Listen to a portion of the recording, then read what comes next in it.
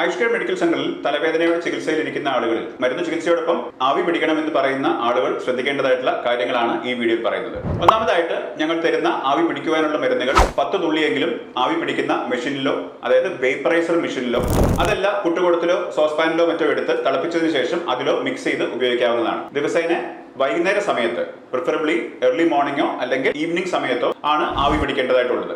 വെള്ളം തിളപ്പിക്കാൻ ഉപയോഗിച്ച പാത്രം ഗ്യാസ് സ്റ്റൗവിൽ നിന്നും ബർണറിൽ നിന്നും ഓഫാക്കി മാറ്റി വാങ്ങി വെച്ചതിന് ശേഷം മാത്രം ആവി പിടിക്കാനായിട്ട് ശ്രദ്ധിക്കുമല്ലോ. ആവി പിടിക്കാൻ ഉപയോഗിക്കുന്ന മെഷീന്റെ പേര് വേപ്പറൈസർ എന്നാണ്, അല്ലെങ്കിൽ സ്റ്റീം ഇനലേഷൻ മെഷീൻ എന്നാവും, നെബുലൈസർ എന്നല്ല എന്നുള്ളത് പ്രത്യേകം ഓർക്കേണ്ടതാണ്. ചില ആളുകളെങ്കിലും നെബുലൈസർ മെഷീനിൽ ഇത്തരത്തിൽ തുള്ളികൾ ഒഴിച്ച് ആവി പിടിക്കുന്നതായിട്ട് കണ്ടുവരുന്നുണ്ട്. ഇത് ഒരിക്കലും ചെയ്യാൻ പാടില്ലാത്തതായിട്ടുള്ള കാര്യമാണ്.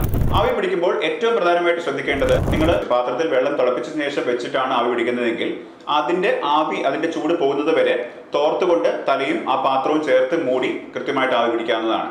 ആവി പിടിക്കുമ്പോൾ ഞാൻ നേരിട്ട് നിർദ്ദേശിക്കുന്നത് പോലെ തന്നെ വാ അടച്ചു പിടിച്ച് മൂക്കിലൂടെ ശ്വാസം എടുക്കുകയും, ഇൻഹേലിംഗ് ത്രൂ നോസ് ആൻഡ് വായിലൂടെ പുറത്തേക്ക് ശ്വാസം വിടുകയും ചെയ്യുക. Exhalation through mouth. മൂക്കിലൂടെ ശ്വാസം എടുത്ത് വായിലൂടെ ശ്വാസം വിടാനായിട്ട് പ്രത്യേകമായിട്ട് ശ്രദ്ധിക്കണം.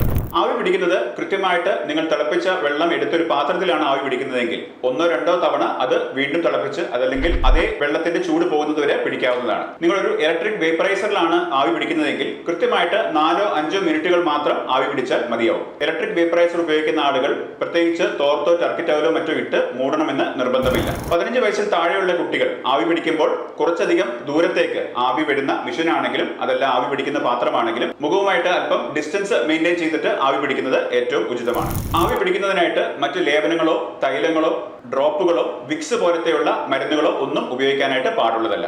ആവി പിടിക്കുന്നതിന് മുന്നെയോ ശേഷമോ വിക്സോ ടൈഗർ ബാമോ പോലത്തെയുള്ള ലേപനങ്ങൾ മുഖത്ത് തേക്കാൻ പാടുള്ളതല്ല എന്നുള്ളത് പ്രത്യേകമായിട്ട് ഓർക്കുമല്ലോ.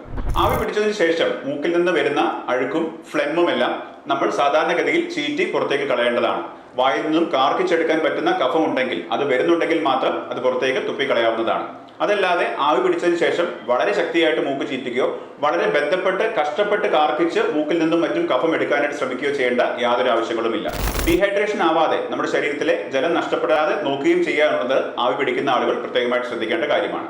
ആവി പിടിക്കുന്ന സമയത്ത് കണ്ണുകൾ അടച്ചു പിടിക്കുന്നത്, ആവശ്യമെങ്കിൽ കണ്ണുകൾ ഒരു തുണിയിട്ട് കെട്ടുന്നതെല്ലാം കണ്ണിൽ ഇറിറ്റേഷൻ ഒഴിവാക്കുന്നതിനും അല്ലെങ്കിൽ കണ്ണിൽ നീർച്ചയോ വേദനയോ എല്ലാം ഒഴിവാക്കുന്നതിനും സഹായിക്കും. നമ്മുടെ ചികിത്സയിലിരിക്കുന്നവർ ആവി പിടിക്കുന്നതുമായിട്ട് ബന്ധപ്പെട്ട് ഇത്തരത്തിൽ എന്തെങ്കിലും സംശയങ്ങൾ ഉണ്ടെങ്കിൽ ഈ വീഡിയോയ്ക്ക് താഴെ കമന്റ് ചെയ്യാവുന്നതാണ്.